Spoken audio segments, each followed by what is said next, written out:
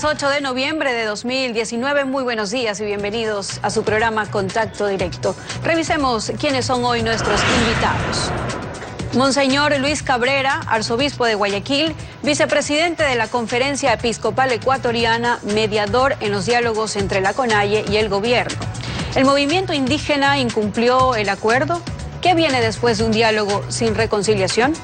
También nos acompañará Henry Moreno, asambleísta independiente por Pastaza. El veto al Código Integral Penal, el comiso a los corruptos y el proyecto económico urgente, todo en manos de la Asamblea. La Constitución contradice estatutos internacionales sobre el decomiso de bienes. ¿El legislativo alcanzará a debatir el proyecto de crecimiento económico o pasará por el Ministerio de la Ley? También estará Janine Cruz, asambleísta por el movimiento Creo, miembro de la Comisión Ocasional de Enmiendas Constitucionales. ¿Cómo quedarán los nuevos requisitos para designar al fiscal y al contralor del Estado y los nuevos parámetros para la distribución de recursos a las prefecturas? Lo analizaremos. Policías describieron agresiones de manifestantes en las protestas de octubre ante la comisión legislativa que investiga esos hechos.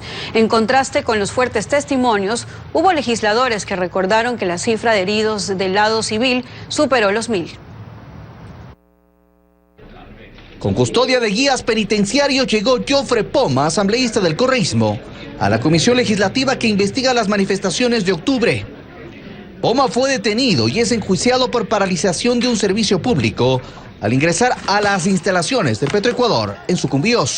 Nosotros tomamos la decisión de entrar a tranquilizar, a tratar de evitar de que se generen riesgos y desgracias mucho más grandes, sobre todo con la vida de las personas y con las instalaciones petroleras. Pero antes estuvieron 9 de los policías heridos en las protestas.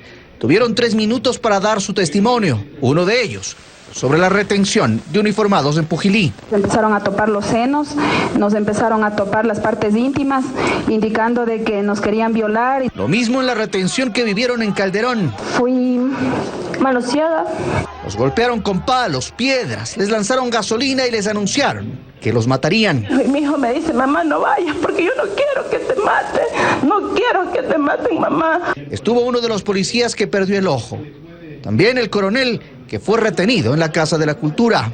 Nos obligaron por los medios de comunicación, por los parlantes, a que mencionemos de que nos encontrábamos ahí voluntariamente. Los legisladores cuestionaron que estas situaciones no hayan sido señaladas por las organizaciones de derechos humanos. Defensores de derechos humanos que no han dicho una sola palabra, ni una sola palabra sobre lo que acabamos de escuchar. Otros legisladores recordaron, sin embargo, que hubo 9 muertos y más de 1000 heridos del lado civil. Están llenos de dolor, están en todas las gestiones producto de esta situación y no han venido a esta comisión. También estuvo el alcalde de Quito, Jorge Yunda. Negó conversaciones con la prefecta Paola Pavón y dice que defendió siempre la democracia. La comisión continuará la recepción de testimonios la próxima semana. La actualidad, los protagonistas, el análisis y la información en Contacto Directo.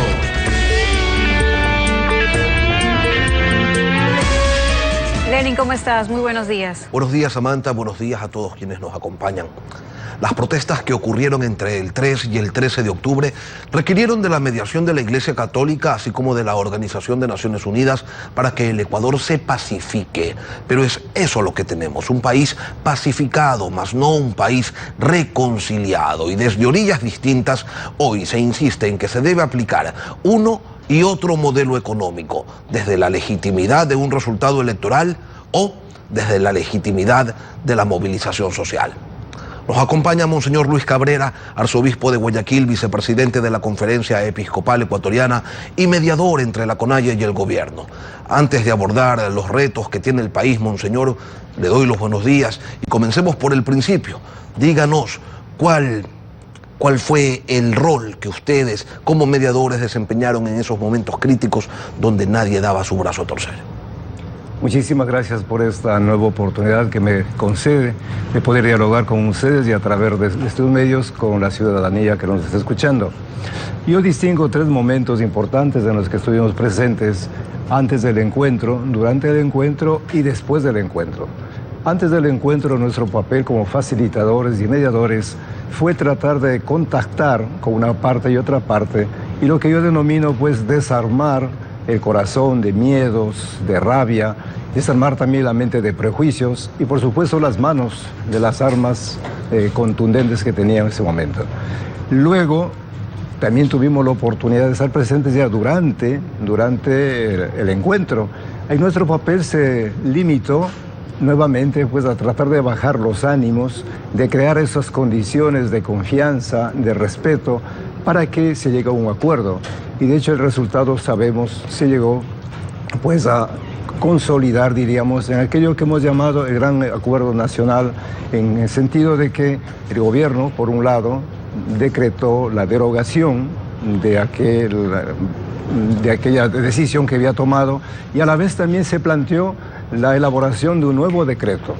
Y luego nuestra participación ya pues ha continuado en el sentido de tratar de que las partes nuevamente se encontraran y pues llegaran a determinar aquel compromiso para el que ellos habían asumido libremente, pues continuar el diálogo. Vamos al segundo momento. Uno de los objetivos que lograron fue evitar que se haga referencia al vandalismo programado que se manifestaba en las calles, particularmente de Quito, de manera paralela a los reclamos justos que expresaban algunos sectores. ¿Qué pasó, monseñor, en esos 15 minutos de receso que se terminaron convirtiendo en 2 horas y de donde finalmente salió el acuerdo? Bueno, ese momento de receso, pausa, fue clave para llegar al acuerdo que había mencionado. Pues era el momento en que había que bajar definitivamente las tensiones, mirarse al rostro, poder estrellarse la mano y sobre todo yo diría la presión de toda una nación que estaba pendiente de lo que iba a pasar. Eso despertó esa gran responsabilidad que tenían las partes, de tal manera que no podían continuar en esas actitudes beligerantes. Y es así entonces como negociando de lado y lado, al final se llegó a ese gran acuerdo. Pero hubo problemas, si no lo hubieran resuelto en 15 minutos y no se hubieran tomado 2 horas. Bueno, lógicamente era muy difícil porque inclusive era un tema también de semántica, de terminología, qué palabras utilizar de tal manera que el concepto de derogación no se transformara en triunfo para unos y derrota para otros. Y es así entonces que la negociación, como usted sabe, no es tan fácil hasta ponerse de acuerdo en la terminología, en los contenidos y luego pues ya en el compromiso ante los demás. Y el acuerdo señala lo siguiente, monseñor, lo siguiente, de manera textual: queda sin efecto el decreto 883 y se procede de manera inmediata a la elaboración de un nuevo decreto que permite una política de subsidios con un enfoque integral que precautele que estos no se destinen al beneficio de personas de mayores recursos ni a los contrabandistas, con criterios de racionalización, focalización y sectorización. Yo le pregunto, monseñor, es decir, en esa reunión la CONAIE acordó que hay personas que no deben recibir ningún subsidio y otros a quienes se los deben mantener. Se lo pregunto porque en los actuales momentos, ayer Leonidas Issa ya decía una cosa distinta. Bueno, yo creo que el compromiso que se asumió era revisar el tema de los subsidios y específicamente de los combustibles. Y para eso entonces necesitaban de una mesa, como varias veces hemos mencionado, de personas técnicas, de personas que sepan de cálculos, de porcentajes y cómo redistribuir los subsidios en los distintos sectores, evitando lo que se ha dicho varias veces, que parte de ello no vaya al contrabando, ni tampoco a personas que sí podrían pagar la gasolina o los combustibles en el precio pues internacional. De tal manera que ese fue el tema fundamental, preciso, y el que nosotros como mediadores o facilitadores nos comprometíamos a seguir acompañando. Pero mire usted las contradicciones, padre. Primero, la CONAIE exigía que el diálogo se transmita en vivo y ante las cámaras los discursos no eran precisamente conciliadores. Usted cuenta que en el receso y sin cámaras la postura fue distinta y se lograron bajar tensiones, bajar rabia, bajar ira. Luego se firma el acuerdo y ahora, ante las cámaras, la CONAIE insiste en una postura radical. De lo que usted nos cuenta, parecería que son las luces las que los empujan hacia el show y es en el off the record que aparece la coherencia. La CONAIE ha incumplido el acuerdo, monseñor, porque primero era derogar el 883 y participar en la elaboración de otro que lo sustituya. Pero resulta que, firmado ese acuerdo, ya no llegaban a las reuniones, exigieron que se destituyan ministros, que se liberen a personas detenidas, que se adopte el programa económico que presentaron inconstitucionalmente a nombre del pueblo, y entonces como que le falta un poco ya de lógica y de seriedad a este asunto. Bueno, nosotros también tenemos que decir a la ciudadanía que el 16 y el 17 de octubre convocamos a las partes para que trataran el tema específico, y concretamente el 16, que fue la reunión en la sede de las Naciones Unidas. Ahí los delegados de las 3 agrupaciones de pueblos de nacionalidades indígenas propusieron que antes de tratar el tema económico se debían considerar también temas de carácter judicial, por ejemplo, las personas privadas de la libertad, los heridos, y también pues las personas que han perdido la vida. Pero nosotros decíamos, no es el momento oportuno para tratar esos temas. Entonces, al final, tanto la parte del gobierno vio conveniente invitar a representantes de nuevos poderes para que trataran esos temas. Y por eso aplazamos la reunión para el día 17 de octubre, y fue ya en la sede de la Conferencia Episcopal. En esa ocasión estuvieron presentes representantes de, por ejemplo, aquí tengo de donde nomás estuvieron presentes, de la Defensoría del Pueblo, del Consejo Nacional Electoral, de la Asamblea Nacional y del Consejo de Participación Ciudadana y Control Social. Vinieron por una parte los delegados de la FENOCIN y la FEINE, pero los de la CONAIE ya no estuvieron presentes. Y esa fue la razón por la que nosotros nos vimos obligados, y todos estuvimos de acuerdo, en que se suspendieran las reuniones. Eso le quería preguntar, ¿los diálogos están suspendidos están terminados por la no presentación de la CONAIE? Y ante el escenario que usted me comente, ¿cuál es el rol que la Iglesia Católica va a continuar desempeñando, o hasta allí nomás llegaron ustedes? Bueno, nosotros, a partir de estos dos hechos que acabo de mencionar rápidamente, pues el 22 de octubre enviamos un informe a las partes indicando que nosotros nos manteníamos en la predisposición de continuar acompañando siempre y cuando las partes pues nos invitaran o los pidieran. Pero como ustedes saben también, paralelamente, tanto el gobierno nacional como la CONAIE iniciaron otro tipo de encuentros. Y con justa razón, porque no solamente estaba el sector indígena, sino habían muchos grupos, muchas presencias también que deberían presentar sus alternativas. De hecho, el gobierno nacional invitó a mesas de diálogos, a varios grupos, a varios sectores de la sociedad, y la CONAIE se unió al Parlamento de los Pueblos, donde elaboraron una propuesta que fue entregada al gobierno el 31 de octubre. Entonces, en esas condiciones, nosotros como mediadores, como facilitadores, nos hemos quedado, pues, de alguna manera, primero satisfechos de haber hecho algo para que la paz en el país se volviera, para que se evitaran más daños económicos, para que se consolidara también el sistema democrático y quedara instituido el diálogo como camino. Pero estamos hasta ahí, de tal manera que nosotros como Naciones Unidas y Conferencia Episcopal pienso que hemos cumplido un deber, un aporte que solamente la ciudadanía sabrá valorar en sus justos conceptos. Monseñor, pero el gobierno por un lado insinúa que se tienen que tomar medidas de carácter económico, y la CONAIE dice frontalmente que si llega a tomarse una medida similar a la del decreto 883 volverán a las calles.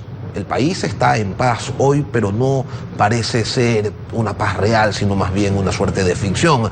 Para construir, y usted concordará conmigo, se necesita voluntad de crear y no de entorpecer, proponer desde un consenso que involucre a todos y no solo a los amigos que piensan igual a uno. Y eso va para las dos partes. Hay que tener claro que el triunfo es el progreso de la sociedad y no solo que la contraparte retroceda. Entonces, Monseñor, ¿cómo hacemos que este país pacificado se convierta en un país reconciliado? Bueno, el señor presidente de la República había afirmado públicamente que no habrá decreto sin haber agotado todos los medios posibles para que el diálogo y el consenso se dé.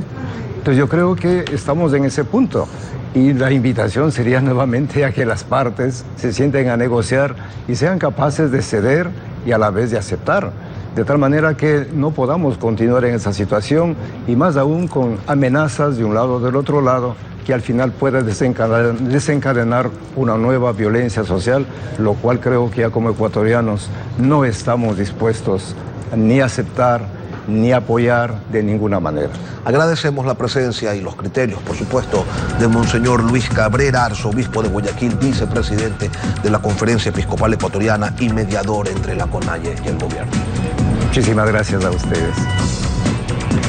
Y al volver, Henry Moreno, asambleísta independiente por Pastaza. El legislativo con tiempo en contra para debatir la ley de crecimiento económico. Ya volvemos.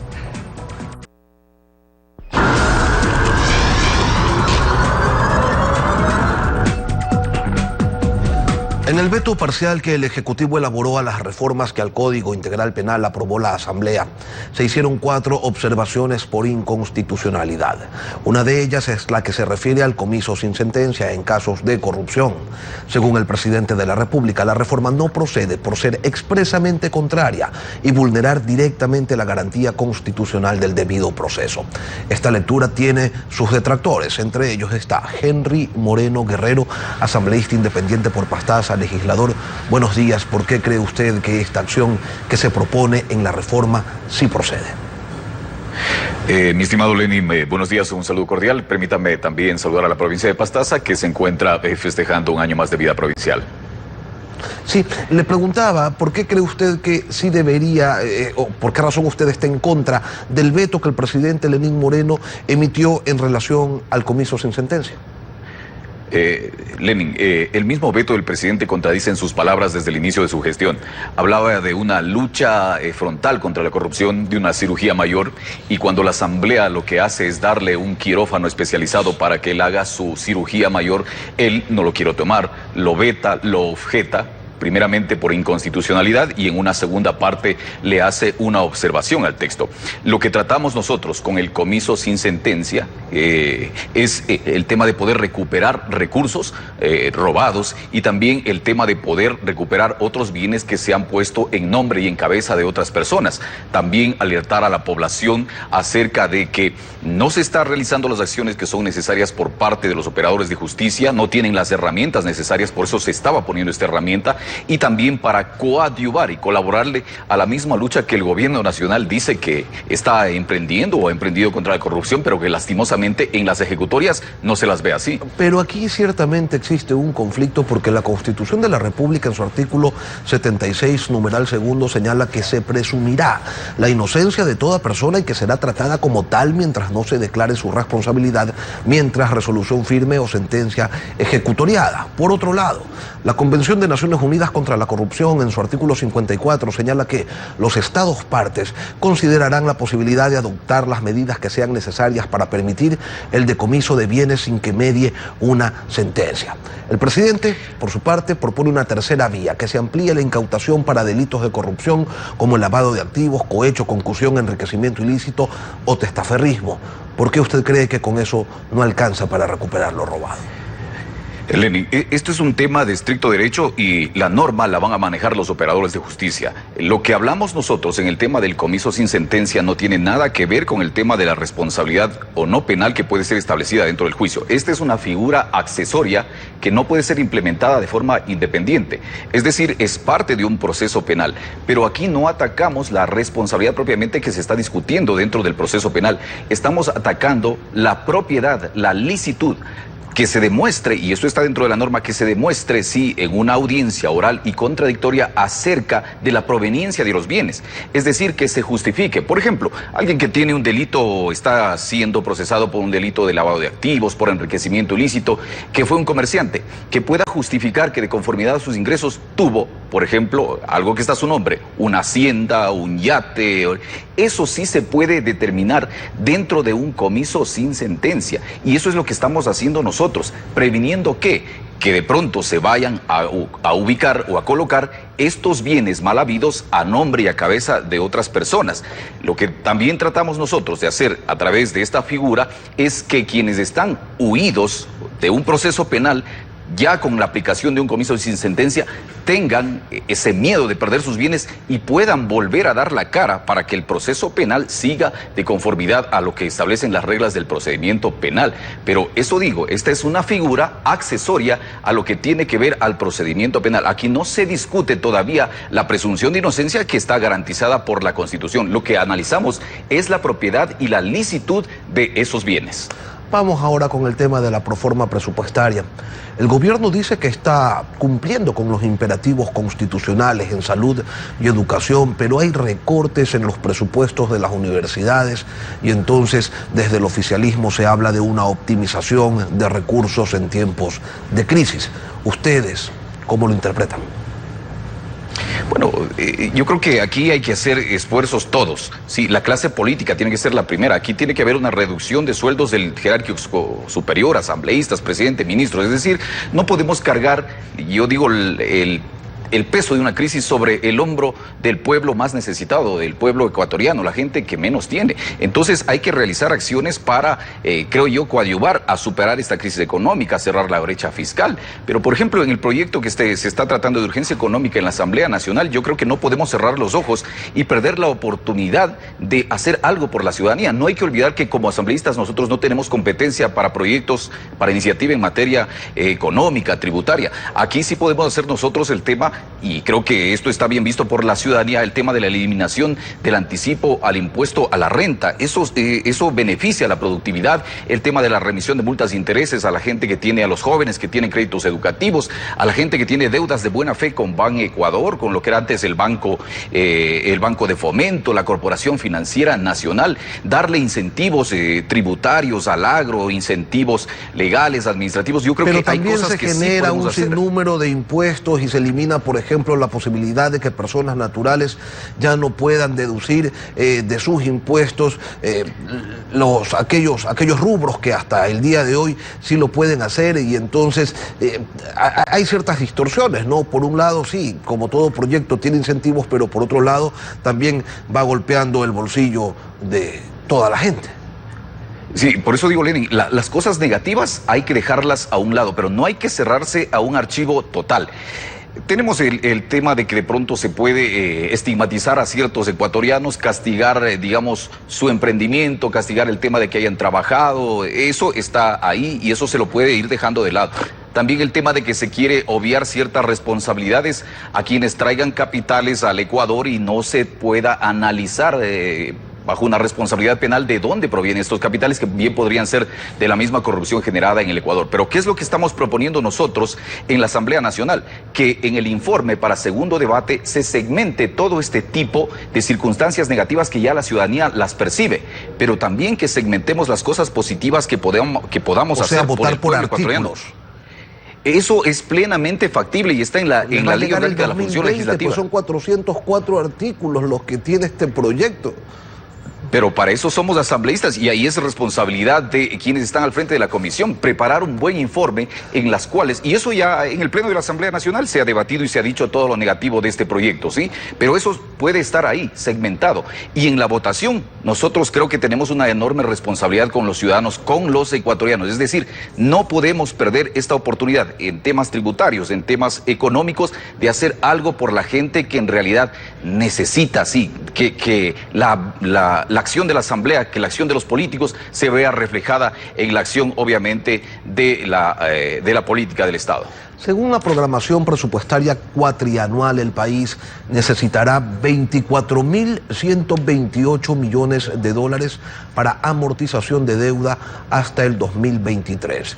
Y a eso hay que sumarle el hecho de que todos los años se prevé, además, adquirir más deuda.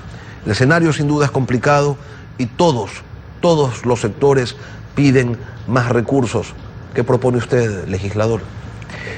Mire, aquí hay acciones que el gobierno nacional y nosotros los asambleístas las podemos hacer. Yo digo, la reducción de sueldos del jerárquico superior, el tema de la renegociación de los contratos petroleros, el tema de la renegociación de los contratos con China, el tema de la renegociación también de los contratos con las operadoras de telefonía celular. También ahí existen muchos recursos. El tema de la lucha contra la corrupción. No podemos nosotros, y ahí también hay responsabilidad de la Asamblea Nacional. Cuando estuvimos aprobando las reformas al COIP, no todos los asambleístas, pero sí la gran mayoría, votaron en contra de reforzar la figura de la incautación, que también le estábamos ampliando nosotros para delitos contra la corrupción. Yo creo que ahí también, en la lucha contra la corrupción, el mismo presidente del gobierno nacional ha señalado que se han perdido, pero miles de millones de dólares por la corrupción, pero al momento están solamente algunos sindicados en los procesos penales y todavía no existen esas denuncias efectivas acerca de dónde o quiénes son los que tienen esos recursos robados. Son los criterios de Henry Moreno Guerrero, asambleísta independiente por Pastaza. Gracias por venir a Contacto Directo. Muchas gracias, Lenin, la oportunidad. Y cuando regresemos, Yanine Cruz, asambleísta por el movimiento Creo, las enmiendas para la selección de fiscal y contralor, cómo garantizar su independencia. Enseguida estamos con ustedes.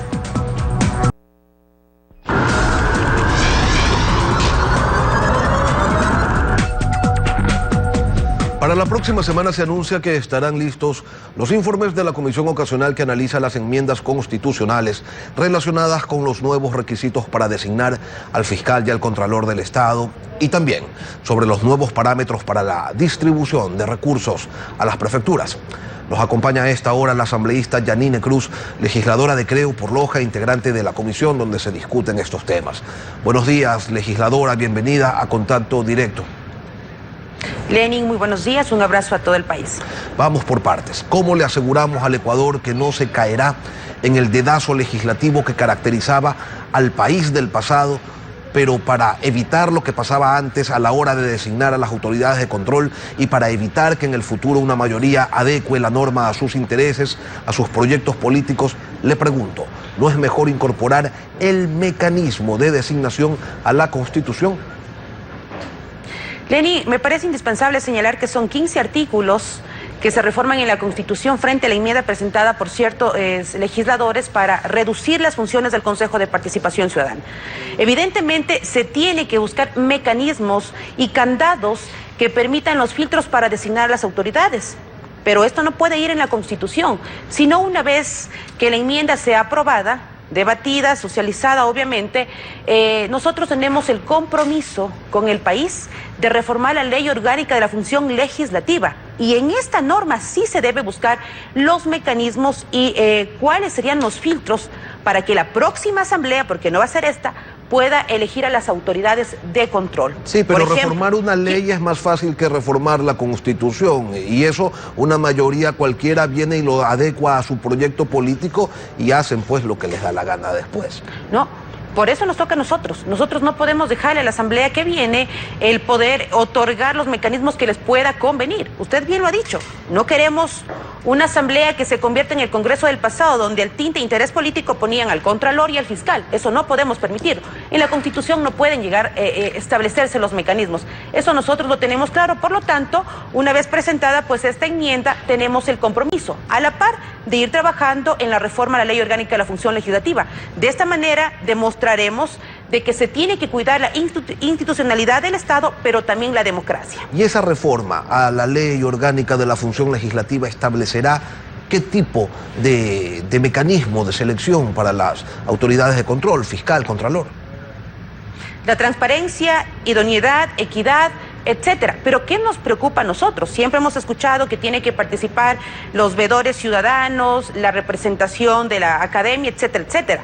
Pero ¿quiénes podrían ser los veedores? En eso tenemos nosotros que llegar, obviamente, a establecer mínimas reglas para poder tener los filtros claros. Es decir, que se establezca el candado para que no se dé un sistema de poner al contralor a dedo, al fiscal a dedo y a todas las autoridades de control. Así que una vez nosotros analizado las diferentes socializaciones, propuestas de varios sectores, tanto de la Fiscalía, contralores, vendrán los delegados del Consejo de Participación Ciudadana, esta comisión de enmiendas tiene que preparar un informe, pero a la par no dejar de lado el poder buscar mecanismos para controlar que no se caiga en el Congreso del pasado. Pero, Janine, se han planteado al menos dos opciones. Uno, que sea una comisión de verificación, de cumplimiento de requisitos. Otros hablan, en cambio, del desarrollo de un proceso de calificación, de un concurso de méritos y oposición. ¿Y con cuál de estas dos líneas está usted? O si tiene una tercera, cuéntenos. A ver, en la enmienda establece no solamente por parte de veedores ciudadanos, sino comisiones técnicas, comisiones internacionales. La pregunta es, ¿quién van a conformar estas comisiones técnicas? Evidentemente yo sí considero que se tiene que democratizar estos espacios, pero que vengan personas idóneas, personas que gocen de la confianza y que sean obviamente quienes nos ayuden a filtrar las personas adecuadas, con un precedente para que el país no tenga terror de pasar obviamente por un sistema de impunidad. Y me parece que a la par va muy bien la propuesta del ex legislador Bernat, donde establece ciertos requisitos para poderse postular a fiscal. Por ejemplo, que en los 10 últimos años no haya tenido vínculo a ninguna organización política ni haya sido servidor público. De esta manera, de alguna manera, estamos tratando de transparentar que las personas que vayan gocen de esa confianza. Como Janine Cruz, yo estoy de acuerdo en que se tiene que mantener veedurías ciudadanas, participación de los diferentes sectores sociales. La prensa tiene que ser indispensable para saber quiénes son los que van a postularse y quiénes van a quedar de autoridades de control. La Asamblea Nacional, una comisión multipartidista, ojo, multipartidista, porque somos la primera fuerza política, representantes del país, tendremos la posibilidad en este caso de tener esa responsabilidad. No esta Asamblea, Lenin, sino la próxima Asamblea. ¿Por qué si se reforma el método de selección de fiscal, el método de selección de contralor, pero no del Consejo de la Judicatura, donde quirúrgica y estratégicamente el correísmo ejecutó la metida de manos a la justicia? ¿Por qué eso no lo tocan? Bueno, hablamos aquí de mérito realmente de oposición. En el pasado hemos visto cómo se ponían los jueces a dedo. Es evidente, este sistema de impunidad obedece a que los jueces tenían un tinte político y no un tinte de buscar transparencia y justicia en el país. En este caso, la veeduría tiene que ser parte de ir construyendo escenarios democráticos y transparentes. Lo primero que se tiene que garantizar es que las autoridades gocen de esa independencia y, por supuesto, buscar mecanismos para que estos concursos de mérito y oposición no sean al cálculo o al ojímetro del presidente de la República. Asambleísta, ¿por qué razón sí están empeñados en reformar la manera como se selecciona al fiscal, reformar la manera como se selecciona al contralor, pero al Consejo de la Judicatura lo dejan allí como si todo estuviera bien en ese escenario en donde el correísmo ejecutó la metida de manos en la justicia? Lenin, porque la enmienda plantea la reforma de estos 15 artículos y la Corte Constitucional analizó esta sentencia de acuerdo a lo presentado por los legisladores. Así que, de acuerdo a estos artículos que se reforman, buscan obviamente esos mecanismos. Eso es lo que nosotros tenemos para debatir. Así pero que sin duda nosotros pueden no nos hacer cerramos más. a la posibilidad. Sin duda pueden Claro, hacer más. Y por si quisieran supuesto. reformarlo, tienen incluso otros mecanismos que la misma Constitución permite para reformar también aquello. Porque a cuenta de que la Corte Constitucional, sí, no se toca a sí mismo y tampoco al Consejo de la Judicatura. ¿No les resulta, aunque sea extraño, aquello? No. Recién estamos iniciando el debate de las enmiendas. Tenemos un año para hacerlo. Y felicito obviamente que dentro de su preocupación esté estos temas de la Corte Constitucional. Nosotros vamos a abrir el espectro para que el debate tenga la posibilidad de dar los mejores insumos. Lo que queremos es buscar mecanismos de transparencia. Al país tanto daño le ha hecho esta impunidad. Y mire, la situación económica es desastrosa justamente por eso. Ahora, vamos a la otra enmienda, la de los recursos para las prefecturas. ¿Cómo ser más justos? Pero sobre todo, asambleísta, y en función del tiempo, le hago una segunda pregunta. La Asociación de Municipalidades del Ecuador les ha expresado sus temores. Ellos dicen que la enmienda, o creen que la enmienda podría afectar las asignaciones que hoy reciben. Bueno, primero, el precio de la desigualdad es afectar a la economía, buscar desigualdades. Y yo quiero señalar algo. Dentro del dictamen de la enmienda, emitida obviamente por la Corte Constitucional, hablamos de la reforma del artículo 272. Y esto habla a los parámetros para establecer el presupuesto a los GAT provinciales. No hablamos de los municipales. Por lo tanto, esto no afectaría para nada a los municipios y más bien nosotros tenemos que entender lo último que ha pasado en el país. Esa conmoción del sector rural obedece justamente a que siempre se ha gobernado dándole la espalda al sector rural. Hay que buscar justicia, sí, frente al desempleo, frente a la falta de posibilidad de que en los sectores rurales muchos menores no pueden acceder a centros educativos, de que nuestros productores no pueden llevar sus productos por la falta, obviamente, pero de esta porcentaje económico para el porcentaje. A ver, no. El 272 establece un nuevo parámetro. Se calcula en este caso el tamaño de la densidad poblacional, necesidades básicas y satisfechas, logros en el mejoramiento de los niveles de vida. Adicional a esto, estoy proponiendo de que se incluya un parámetro que es el número de kilómetros de vialidad rural perteneciente a los gobiernos provinciales. ¿Por qué? Porque los gobiernos provinciales son los encargados de tener la responsabilidad vial rural. Entonces, para que sea una fórmula equitativa, nosotros tenemos que plantear cuáles son las necesidades del sector rural. Aquí el Consejo de Competencias tiene la responsabilidad, obviamente, de otorgar una mejor fórmula para buscar equidad al sector rural. Agradecemos a Yanín Cruz, asambleísta de Creo por la provincia de Loja, por estar aquí en Contacto Directo. Qué gusto, Lenin. Bien, así concluimos Contacto Directo. Gracias por acompañarnos, Lenin. Amigos, nos vemos el próximo viernes. Y el día de mañana a respaldar a Independiente del Valle en esa importante final continental que jugará en Asunción del Paraguay contra el Colón de Argentina. Éxitos para Independiente.